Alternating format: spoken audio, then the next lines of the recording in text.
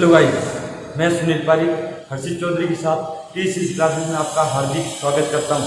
तो आज अपन बात करेंगे इलेक्ट्रिकल मेजरमेंट इंस्ट्रूमेंट के बारे में। तो सबसे पहले अपना इंस्ट्रूमेंट आता है, उसका नाम है PMMC। तो इससे पहले जो अपन ने पिछले वाले भागों में पढ़ा था वो पढ़ा था जो इनके बल लगते हैं, बल के बारे में और इनके प्रकार के बारे में, मतलब ये कितने प्रकार के होते हैं, अंदर कौन कौन से बल कार्य करते हैं, इनके बारे में अपन पिछले वाले वीडियो में देख चुके हैं। तो इसके अंदर जो बात करेंगे अपन, जो पहले वाला अपना जो इंस्ट्रूमेंट आता है उसका नाम है PMMC, यानी कि इसका पूरा नाम होता है परमानेंट मैग्नेट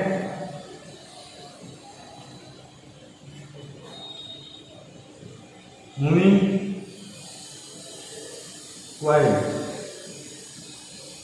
तो सबसे पहले अपना इंस्ट्रूमेंट आता है उसका नाम है परमानेंट मैग्नेट मूविंग कॉइल यंत्र, यानी कि ये जो यंत्र होता है इसके अंदर क्या प्रयोग किया जाएगा। परमानेंट बोले तो स्थायी, परमानेंट हिंदी में क्या बोलते हैं अपना स्थायी, मैग्नेट यानी चुंबक, और मूविंग बोले तो चल, और कॉइल बोले तो कुंडल।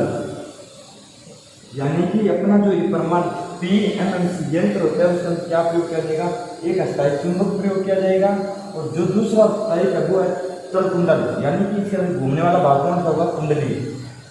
अपन आज इसके बारे में बात करेंगे, यानी कि ये क्या होता है और कैसे ये काम करता है, किस प्रकार ये काम करेगा, इसके अंदर सिद्धांत कौन सा लागू होता है, इसके बारे में अपन बात करेंगे। तो चलिए गाइस, अपन बात करते हैं PMMC इंस्ट्रूमेंट के बारे में, यानी कि अपना जो PMMC इंस्ट्रूमेंट होता है वो कैसे कार्य करता है, उसका कार्य सिद्धांत क्या है, उसके भागों के नाम क्या है, और जो भाग होते हैं उनका जो ये मान मेरे पास क्या शून्य समझिए पेज, इसका काम क्या है, साइजिंग का क्या काम है, संकेतक का क्या काम है, जो यहाँ पे पैमाना दिया गया इसका क्या काम है, अपन इसके बारे में अभी बात करते हैं। तो देखिए सबसे पहले जो बात करूँ वो है मेरे पास पैमाना, यानी मैं ऊपर से स्टार्ट कर रहा हूँ। जो यहाँ पे पैमाना दिया गया है आपको, इस पैमाने का काम होता है मान को दर्शाना, यानी अपने पास कितनी करंट आ रही है, कितने वोल्टेज आ रही है, इसको कौन दर्शाएगा, पैमाना।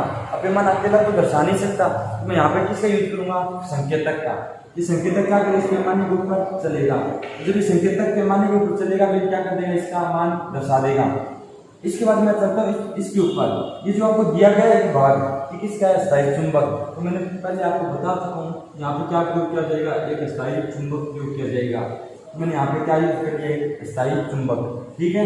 इसके बाद में आता शून्य समर्जित पेज के ऊपर, जो आपको दिखाई दे रहा है ये वाला भाग, ये भाग को बोलते हैं शून्य समर्जित पेज, यानी शून्य मतलब जीरो, समायोजन करना किसका, इस संकेतक का। मान के चलिए अपना संकेतक जो होता है, कभी कभी क्या होता है अपना संकेतक किसी कारणवश ये शून्य पर वापस नहीं आ पाता, अगर इसको शून्य को वापस लेके आना है तो मैं क्या करूँगा, इस शून्य समायोजित पेज का उपयोग करूँगा और इसको शून्य पे ले आऊँगा। ये कार्य किसका होता है, यहाँ पे शून्य समायोजित पेज का। कब बात करता हूँ मैं आगे, यहाँ पे क्या दिया गया, पोल दिए गए हैं। ये पोल मेरे पास कौन से होंगे, N और S, यानी कि मेरे पास क्या है, एक स्थायी चुंबक। आपको पता होना चाहिए एक पोल का कोई अस्तित्व नहीं होता, तो यहाँ पे पोल कौन से होंगे, दो पोल, वो भी कौन से, N और S। मान के चलिए यहाँ पे कौन सा पोल N, यहाँ पे कौन सा पोल S पोल, या S यहाँ पे हो सकता है, N यहाँ पे हो सकता है, वो कोई बड़ी बात नहीं है। तो यहाँ पे पोल, ये क्या है मेरे पास पोल, वो किसके, स्थायी चुंबक थे, ठीक है। इसके आगे मैं बात करता हूँ बोबिन की, यानी ये जो बीच में ड्रम दिया गया है, ड्रम आकार में, इस आकार में, इसको बोलते हैं बोबिन। क्या बोलते हैं, बोबिन। ये बोबिन बना होता है नरम लोहे का, किसका बना होता है, नरम लोहे का। इसका क्या कार्य है वो अपन बाद में बात करेंगे। तो अब बात करता हूँ इसकी, ये जो कुंडली लपेटी गई इस बोबिन के ऊपर, इस बोबिन के ऊपर जो कुंडली लपेटी गई यहाँ पे, ये कुंडली किसकी है, ये कुंडली बनी होती है तांबे अथवा एल्यूमिनियम की, तांबे अथवा एल्यूमिनियम की, ठीक है, एल्यूमिनियम। ये जो कुंडली लपेटी गई ऐसे तो है, बोबिन में मैंने लिया कुंडली सीधी लपेट दी। मैं क्या करूँगा, सबसे पहले एक एल्यूमिनियम का ढांचा लूंगा, इस एल्यूमिनियम के ढांचे के ऊपर मैं क्या करूँगा, ये जो तांबे अथवा एल्यूमिनियम की कुंडली है उसको लपेट दूंगा। लपेटने के बाद इसको कहाँ पे डाल दूंगा, इस बोबिन के अंदर की तरफ, ठीक है दोस्तों। अब इसके अंदर मैंने डाल दिया इसको, यहाँ पे देखिए, यहाँ पे क्या लगे हैं, एक स्पिंडल दिया गया, क्या दिया गया, स्पिंडल। इस स्पिंडल का काम होता है घूमने का। क्या काम होता है, घूमने का। जब मान लीजिए कि बोबिन मेरा इसके बीच में से घूम रहा है, तो इसके बीच में मैंने क्या डाल दिए, ये स्पिंडल यानी शाफ्ट डाल दी। इस शाफ्ट की जब घूमेगी तो इसके साथ बंदा कौन होता है, ये वाला संकेतक। जब ये घूमेगी तो ये संकेतक भी घूमेगा और संकेतक क्या दर्शा देगा, यहाँ पे अपना मान दर्शा देगा। ठीक है, और यहाँ पे देखिए, यहाँ पे जो नीचे ये भाग लगाए गए, ये भाग, ये भाग, इसको बोलते हैं अपन ज्वेल बियरिंग। क्या बोलते हैं, ज्वेल बियरिंग। इसका कार्य होता है इस जो अपने स्पिंडल दिया गया इसको घर्षण रहित घुमाना। क्या काम होता है, घर्षण रहित घुमाना। तो मान के चलिए अपने पास ये बियरिंग नहीं है तो ये क्या होगा, कठिनाई से घूमेगा, मान के से नहीं दर्शाएगा। क्यों नहीं दर्शाएगा, यहाँ पे क्या होगा, घर्षण होगा। इस घर्षण की वजह से ये मान अपना सही नहीं दर्शा पाएगा। तो चलिए अपने बात करते हैं कार्य प्रणाली की। तो भागों के बारे में आपने जान लिया होगा, कौन से भाग क्या काम आते हैं। जैसे एल्यूमिनियम, ये कुंडली किसकी बनाई जाती है, पैमाने क्या काम आता है, संकेतक अपने क्या काम आता है, साइजों में क्यों प्रयोग लिया है, शून्य समायोजित का क्या काम है, ये पोल किसकी, पोल क्या है, बोबिन किसका बना होता है। ठीक है, आपने सामान्य त्रिशूल। ठीक है, अब बात करते हैं अपने इसकी कार्य प्रणाली की। यानी कि ये जो आपको दिया गया यंत्र, यानी पीएमएमसी यंत्र काम कैसे करता है, यानी इसकी वर्किंग कैसे है। तो देखिए वर्किंग के बारे में बात करते हैं अपन। सबसे पहले मान के चलिए मैं कोई बात डालता हूँ ताकि आप उसे समझ सको। देखिए यहाँ से निकले कितने वायर, 2 वायर। आपको पता होना चाहिए कौन सी मेरे पास, ये मान के चलिए मेरे पास क्या है, कुंडली। ठीक है, इस कुंडली कितने वायर करते हैं, हमेशा 2 वायर। तो ये दोनों वायर मैंने क्या करके बाहर निकालना है। अब मान के चलिए यहाँ पे क्या देता हूँ, सप्लाई। जब मैं यहाँ पे सप्लाई दूंगा तो यहाँ पे क्या बनेगा, चुंबकीय क्षेत्र। क्या बनेगा, चुंबकीय क्षेत्र। अब मैं यहाँ पे एसी देता हूँ, अगर एसी देता हूँ तो यहाँ पे जो एन एस बनने वाले पोल है, यानी एन और एस, जो बार बार क्या होंगे, कभी एन की एस बनेगा, कभी एस की एन बनेगा, ऐसे बार बार क्या होंगे, चेंज होंगे। तो मेरे को अभी यहाँ पे कौन सी सप्लाई है, बात डीसी। मैं यहाँ पे बात डीसी भी आपको दिखा देता हूँ। मैंने यहाँ पे क्या किया, डीसी सप्लाई। और यहाँ पे पोल क्या बनेंगे, फिक्स। मान लीजिए मेरे पास कुंडली थी, यहाँ पे पोल बन गए एन और एस। ठीक है, और यहाँ पे पहले से पोल कौन से, एन पोल। यहाँ पे अगर इस कुंडली में यहाँ पे कौन सा पोल बन गया, एन और बन गया इस कुंडली में। तो ये डाला गया था मेरे पास, इस कुंडली क्या बन गया, एन, और ये क्या बन गया, एस। ठीक है, यहाँ पे पहले एन था, एन के साथ पास में कौन आ गया, एन आ गया। आपको पता होना चाहिए एन में क्या होता है, चुंबकीय पोलों में प्रत्याकर्षण। क्या होता है, प्रत्याकर्षण। और यहाँ पे जो मेरे पास कौन सा पोल है, एस पोल, और यहाँ पे कौन सा पोल आ गया मेरे पास, एस पोल। और एस इसमें भी क्या होगा, यहाँ पे प्रत्याकर्षण। क्या होगा, प्रत्याकर्षण, यानी रिपल्सन होगा। दोनों जगह क्या हो रहा है, रिपल्सन। जब मान के चलिए मेरे पास यहाँ पे कुंडली रखी गई है जो क्या स्थिर नहीं, यानी वो घूम सकती है आसानी से, और मेरे पास यहाँ पे क्या रखी गई है, चुंबक, जो कभी घूम नहीं सकती। तो इसके बाद में अगर यहाँ पे एन पोल रख दूँ, यहाँ पे एस पोल रख दिया, तो इसके पास भी क्या बन रहा है, एन पोल। यानी एन के सामने एन पोल अगर बनेगा तो आपको पता है यहाँ पे क्या काम करेगा, यहाँ पे बल काम करेगा, फोर्स काम करेगा। यहाँ पे क्या काम करेगा, फोर्स। ठीक है, इस फोर्स को क्या बोलते हैं अपन, आकर्षण या प्रत्याकर्षण सिद्धांत। आकर्षण होगा या प्रत्याकर्षण, यानी जो फोर्स होगा उसमें यहाँ तो मेरे पास क्या होगा, आकर्षण होगा या प्रत्याकर्षण। अभी यहाँ पे क्या हो रहा है, प्रत्याकर्षण। ये मेरे पास प्रत्याकर्षण क्या हो गया, फोर्स हो गया। जब प्रत्याकर्षण होगा तो कुंडली क्या लगेगा, बल लगेगा, और धक्के के साथ कुंडली क्या हो जाएगी, घूम जाएगी। क्या हो जाएगी, घूम जाएगी। मान के चलिए यहाँ पे क्या बन गया, इस कुंडली में एस बन गया, तो यहाँ पे क्या बन गया, एन। अब देखिए एन के सामने क्या आ गया, एस आ गया, और एस के सामने एन आ गया। और आपको पता होना चाहिए एन और एस में क्या होता है, आकर्षण।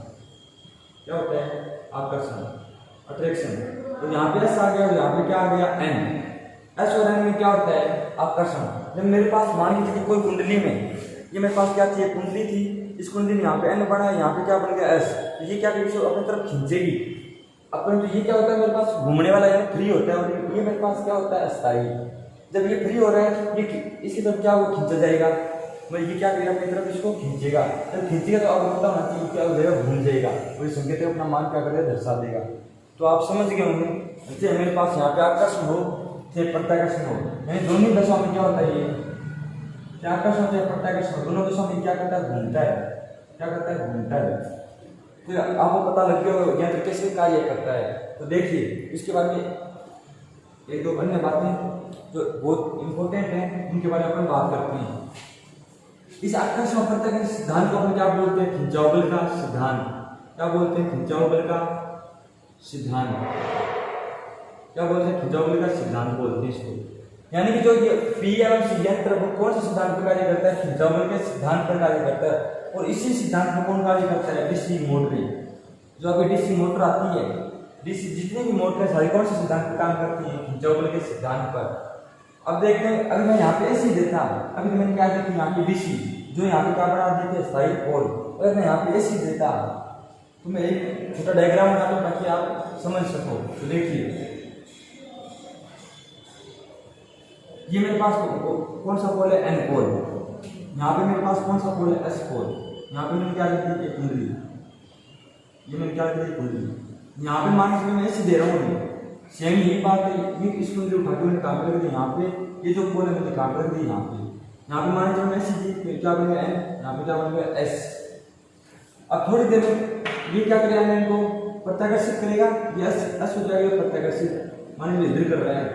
अब थोड़ी देर में क्या होगा, ये एसी के अंदर सेकेंड मान लीजिए अगर पॉजिटिव चल रही है, अब किसमें चलेगी, नेगेटिव होगी। तो यहाँ पे पोल क्या हो जाएगी, चेंज, यहाँ पे बन गया एस, यहाँ पे बन गया एन। अब आपको पता है पहले क्या कर रहा था, प्रत्याकर्षण। पोल चेंज होने की वजह से यहाँ पे इनके सामने क्या है, विपरीत पोल। अब विपरीत पोलों में क्या होता है, आकर्षण। क्या होगा, आकर्षण। ये अपने तरफ क्या करेगा, इसको खींचेगा, ये इसको क्या अपने तरफ खींचेगा। यानी कि जब पोल पहले पोल जो थे समान पोल, तब तो क्या कर रहा था, यहाँ पे प्रत्याकर्षण, और अभी क्या हो गया, असमान पोल, तो क्या हो गया, आकर्षण। ऐसे बार बार जब पोल चेंज होंगे तो यहाँ पे कभी आकर्षण होगा, कभी प्रत्याकर्षण। तो ये यंत्र अपना जो यंत्र है वो क्या करेगा, कंपन करने लग जाएगा, ये जगह खड़ा खड़ा। तो इसलिए अपने यहाँ पे किस प्रयोग नहीं कर सकते, एसी का। यानी कि जो अपना पीएमसी मीटर है वो किस पे काम करता है, डीसी पर। तो आपको याद हो गया होगा भाई इसका सिद्धांत क्या है, खिंचाव बल का सिद्धांत। पहला क्वेश्चन तो यही है। जो दूसरा वाला क्वेश्चन है वो, अगर मैं इसको एसी दे दूं, अगर किसी पीएमसी यंत्र को एसी दे दी जाए तो उस यंत्र पे क्या प्रभाव पड़ेगा, तो उस पर प्रभाव पड़ेगा, वो कम एक जगह क्या करेगा, कंपन करेगा। क्या करेगा, एक जगह कंपन, यानी घूमेगा नहीं, मान लीजिए सही, क्या करेगा, कंपन करेगा, जलेगा नहीं तो क्या करेगा, कंपन। अब बात करता हूँ आगे, इसी कार्य प्रणाली के बारे में आप समझ गए होंगे। अब कितना घूम सकता है, यानी कि जो इसका पैमाना बढ़ाया जाता है वो कितने डिग्री तक का बढ़ाया जाता है। यानी कि अपने पास मान लीजिए मेरे पास क्या वर्ग, ये सर्कल है, ये पूरा सर्कल कितने डिग्री का होता है, 360 डिग्री का। अब ये पूरा पैमाना बढ़ा नहीं सकते अपन, मान लीजिए यहाँ पे मैंने क्या बना दिया, लगा दिया, और यहाँ पे क्या बना दिया, पूरा पैमाना। तो अगर ये यहाँ पूरा घूमेगा तो संख्या तक जाएगा कहाँ पर, इतना घूम नहीं सकता। तो मैं इसका पैमाना क्या करूँ, कम करूँगा। कम करें कितना डिग्री तक बना सकते हैं, अधिकतम 150 डिग्री। यानी कि जो अपने पीएमसी यंत्र होते हैं उनका पैमाना कितने डिग्री तक बनाया जाता है, 150 डिग्री तक। यानी जो अपना संकेतक होता है वो यहाँ 0 से लेकर यहाँ तक अगर घूमेगा तो टोटल डिग्री जो तय करेगा इसे, वो कितने डिग्री तय करेगा, 150 डिग्री तय करेगा अधिकतम।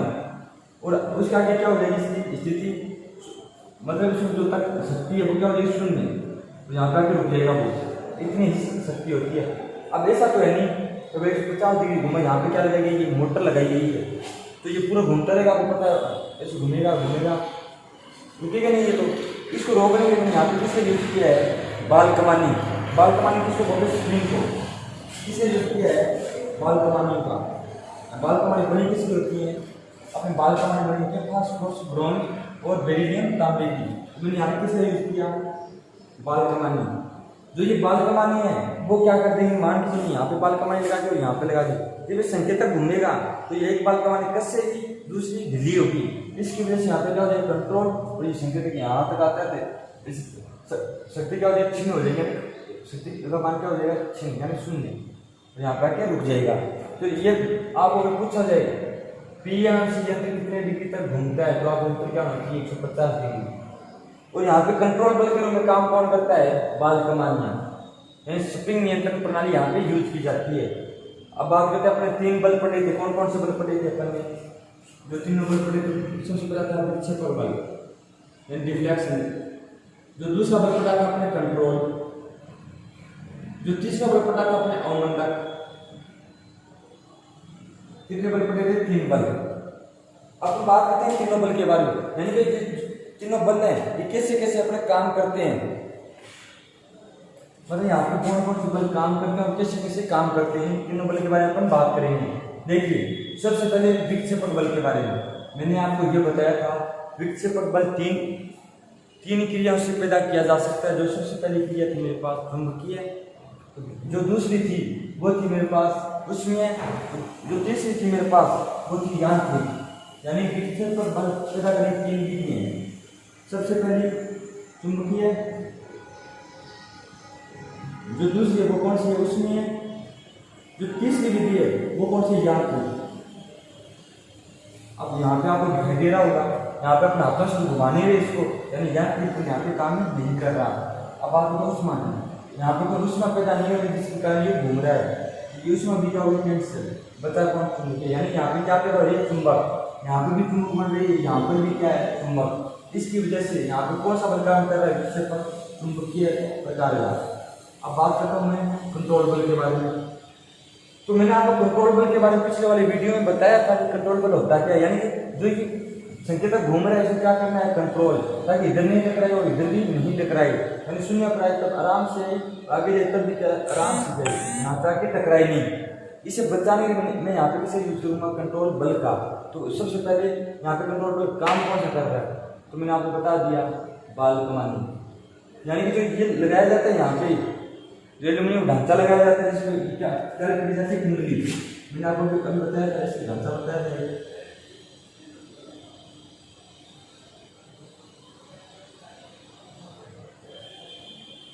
ऐसे बताया था।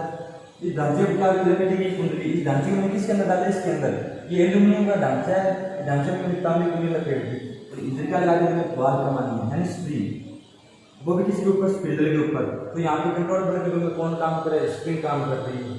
बात करता हूँ अवमंदक बल की, ये ढांचा बनाता है एल्यूमिनियम का, किसका बनाता है एल्यूमिनियम का।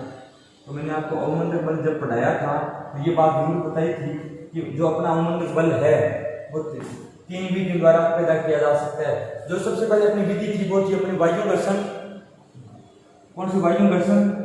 जो दूसरी वाली विधि थी लिक्विड यानी कि द्रव घर्षण।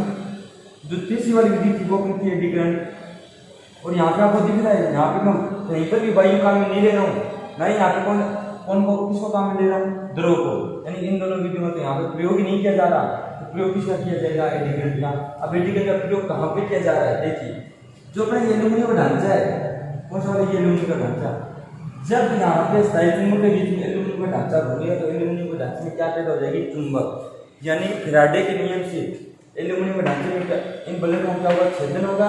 जब बलों का छेदन होगा तो इसमें क्या पैदा हो जाएगा, ईएमएफ।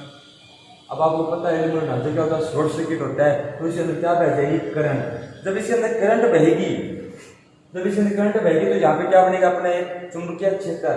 इस चुंबकीय क्षेत्र के कारण जिसके कारण पैदा होता है उसके क्या करता है, विरोध। ये नियम था लेंज का नियम, तो लेंज का नियम लागू होगा तो एन के सामने क्या पैदा हो जाएगा, एन, और एन का क्या करेगा, विरोध, और एस के सामने क्या पैदा होगा, एस, और एस इसका क्या करेगा, विरोध। इसकी वजह से ये एल्यूमिनियम ढांचे क्या करेगा, इसको अवमंदक रूप में रोक देगा।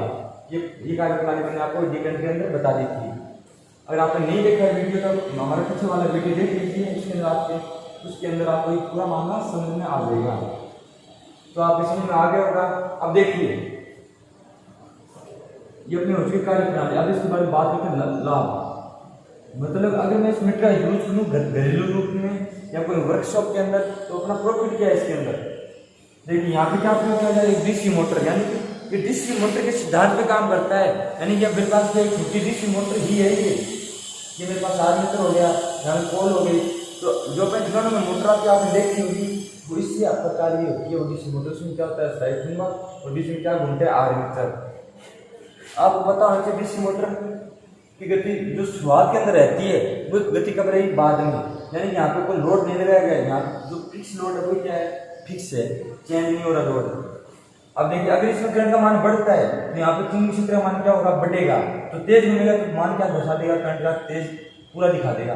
अगर कम है करंट तो चुंबकीय क्षेत्र क्या बनेगा, कम बनेगा, और धीरे घूमेगा तो मान क्या दिखा देगा, कम। यानी कि इसका पैमाना जो होता है वो क्या होता है, अनुपातिक। पैमाना क्या होता है, अनुपातिक। मैंने लिख दिया पैमाना क्या होता है, अनुपातिक। अनुपातिक होता है क्यों है, तो देखिए ये मेरे पास जब घूमता है ऐसा तो है नहीं इसकी गति बार बार क्या परिवर्तित हो, तो इसकी गति क्या रहती है, स्थिर रहती है। इसके कारण इसके पैमाने क्या रखा जाता है, अनुपातिक। तो जब पैमाना अनुपाती का मतलब ये हो गया, ये जितनी काटे गए भाग, ये क्या होते हैं, अगर इस बाकी 10 सेमी दूरी है तो इस बाकी में कितनी 10 सेमी होगी, इस बाकी में 10 सेमी होगी, इसकी भी 10 सेमी, यानी सभी भागों की दूरी क्या होगी, बराबर होगी। ये पैमाना क्या हो गया, अनुपातिक। एक बात। दूसरी बात, ये यंत्र क्या होता है, सुग्राही। सुग्राही का मतलब होता है सेंसिटिविटी, यानी ये जो मान दर्शा रहा है वो क्या दर्शाएगा, एक्यूरेट। मान क्या दर्शाएगा, एक्यूरेट। उस मान के अंदर क्या नहीं, बिल्कुल भी गड़बड़ी नहीं, कौन सा भी मान क्या दर्शाएगा, एक्यूरेसी दर्शाएगा। यहाँ पे मेरा आ गया संकेत यहीं रुक जाएगा, इसलिए मान क्या दर्शाता है, एक्यूरेसी। तो ये क्या होता है, सुग्राही यंत्र होता है। क्या होता है, सुग्राही यंत्र। ये 150 डिग्री तक घूम सकता है, तो आप मान क्या नाप सकते हो, ज्यादा नाप सकते हो, मिली एम्पियर, माइक्रो एम्पियर और एम्पियर के अंदर इससे मान नापा जा सकता है। तो इसके कितने डिग्री तक घूमता है, 150 डिग्री तक घूम सकता है। और मैं इसकी आगे बात करूँ, इसकी सीमा को और बढ़ाया जा सकता है। जैसे मेरा एमीटर होता है, एमीटर अपना प्रतिरोध कितना होता है, बहुत कम होता है। और एमीटर की सीमा को बढ़ाना है मेरे को, तो मैं क्या करूँगा, एमीटर के समानांतर में कम मान का प्रतिरोध जोड़ूंगा। और कम मान का प्रतिरोध जोड़ता हूँ तो उस एमीटर प्रतिरोध क्या हो जाएगा, कम हो जाएगा। और एमीटर प्रतिरोध कम होता है तो उसकी सुग्राह्यता में क्या हो जाती है, वृद्धि हो जाती है। यानी मान का ज्यादा मान दिखा सकता है और एक्यूरेट मान बता सकता है पॉइंटों में भी। इसलिए मैं इसके अगर समानांतर में प्रतिरोध जोड़ दूँ तो एमीटर में इसका सीमा को क्या किया जा सकता है, बढ़ाया जा सकता है। ठीक है, इसका मान बढ़ाया जा सकता है। अब आगे बात करता हूँ, इसको वोल्टमीटर और एमीटर दोनों के रूप में प्रयोग किया जा सकता है। यानी कि अपना जो पीएमसी यंत्र होता है, अगर इसे श्रेणी में प्रतिरोध लगा दूं, क्या लगा दूं, श्रेणी में उच्च मान का प्रतिरोध। जब उच्च मान का प्रतिरोध लगाऊंगा, आपको पता है इसका प्रतिरोध मान में क्या हो जाएगी, वृद्धि। जब प्रतिरोध मान में वृद्धि होगी तो किसकी भांति काम करेगा, ये वोल्टमीटर की भांति काम करेगा। तो आपको पता लग गया होगा, इसको वोल्टमीटर बनाया जा सकता है आसानी से। अगर इसको मेरे को इसको क्या बनाना है, एमीटर। क्या बनाना है, एमीटर। अगर मैं इस क्षेत्र को क्या बनाता हूँ, एमीटर बनाता हूँ। क्या बनाता हूँ, एमीटर। जब इसको एमीटर बनाऊँ तो मुझे क्या करना पड़ेगा, इसमें प्रतिरोध की मान में कमी करनी पड़ेगी। और कमी करूँगा कैसे, मान के चलिए मेरे पास यहाँ पे क्या है, 10 ओम का प्रतिरोध। कितना ओम का, 10 ओम का। अगर मैं इसका प्रतिरोध घटाने वाले श्रेणी में प्रतिरोध जोड़ता हूँ 10 ओम का और जोड़ देता हूँ 10 ओम का, तो कितना हो जाएगा, 20 ओम का। जब प्रतिरोध घटा नहीं, यहाँ पे क्या हो गया, प्रतिरोध का मान बढ़ गया। और इसमें यहाँ से हटा के कहाँ पे लगाते हैं, समानांतर में। तो आप प्रतिरोध की छोड़ दिए होंगे, उसके अंदर आपको पता होगा। और समानांतर में प्रतिरोध में लगा दूँ तो कितना हो जाएगा इसका, 5 ओम। कितना हो जाएगा, 5 ओम। यानी कि अगर कहीं पर भी समानांतर में प्रतिरोध लगाया जाता है तो प्रतिरोध के मान में क्या होती है, हमेशा कमी होती है। इसलिए मैं समानांतर में कम मान का प्रतिरोध लगा के इसका प्रतिरोध के मान में क्या कर सकता हूँ, कमी। और जब कमी हो जाएगी तो किसी भांति काम करेगा, ये अपना एमीटर भांति काम करेगा। तो आपको पता लग गया होगा, इसको वोल्टमीटर और एमीटर दोनों रूप में बनाया जा सकता है। अब देखिए बात, ये तो अपना लाभ की बात। अब बात करते हैं हानियां। जैसे कि अपना किसी भी चीज के कुछ भी लाभ होते हैं तो उसकी हानियां भी होती हैं। तो अब बात करते हैं हानियों के बारे में। किसके बारे में, हानियां। अब हानियां क्या होती है, यहाँ पे क्या चल रहा है, चुंबक किसकी भांति काम कर रहा है, डीसी मोटर की भांति। तो सप्लाई भी कौन सी देनी पड़ेगी, इसको डीसी देनी पड़ेगी। और मैं सीधे देता हूँ तो ये क्या करेगा, इसका कंपन करेगा, यानी मान नहीं दर्शाएगा। जब कंपन करेगा इसी पर काम नहीं करता, तो सबसे पहले जो हानि होती है वो क्या होती है, एसी पर कार्य नहीं करता। और पता लग गया, और इसी क्यों नहीं करता मैंने बता दिया। जब यहाँ पे कंपन करेगा तो ये क्या करने लग जाएगा, कंपन करने लग जाएगा और एसी का मान नहीं दर्शाएगा। तो ये मीटर यानी पीएमसी मीटर हमेशा डीसी पर कार्य करता है, एसी पर कार्य नहीं करता। तो आगे बात करूँ, इससे ज्यादा मान की विद्युत धारा को नहीं नापा जा सकता, यानी कि 150 डिग्री ही घूम सकता है, इतने मान माप सकते हैं। और इससे ज्यादा मापना है मेरे को तो पैमाना बड़ा करना पड़ेगा, और ज्यादा बड़ा। अब बहुत ज्यादा बड़ा करना तो ये क्या, इसमें जो संकेत है वो क्या हो जाएगा, खराब हो जाएगा, टकरा के क्या हो जाएगा, टकरा के खराब हो जाएगा, पूरा घूम नहीं सकता। अधिकतम कितना घूम सकते हैं, 150 डिग्री। ये देखिए यहाँ पे मेरे क्या लगाई हुई है, लगाई हुई है। यहाँ पे क्या मैंने संकेत तक आएगा तो यहाँ तक आ जाएगा, इससे ज़्यादा नहीं घूम सकता। तो इससे ज़्यादा एंट्री विद्युत धारा नहीं नापी जा सकती। तो गाइस आपको पता लग गया होगा ये यंत्र क्या होता है, कैसे काम करता है, कौन सी सप्लाई पे कार्य करता है और किस प्रॉपर्टी क्या है, इसकी हानियां क्या है और इसके भागों के नाम क्या क्या है। तो अधिकतर पूछे जाने वाले सबसे इंपॉर्टेंट प्रकार यंत्र कौन सा है, पीएमसी। सबसे ज्यादा क्वेश्चन डीआरडीओ इसके अंदर सबसे ज्यादा क्वेश्चन कहां से पूछ जाएंगे तो वो अपना पीएमसी यंत्र सबसे मोस्ट इंपॉर्टेंट है। मैं आशा करता हूँ आपको ये वीडियो पसंद आया होगा। अगर वीडियो आपको पसंद आया तो इस वीडियो लाइक कीजिए, शेयर कीजिए और हमारे चैनल को सब्सक्राइब कीजिए। Thank you guys.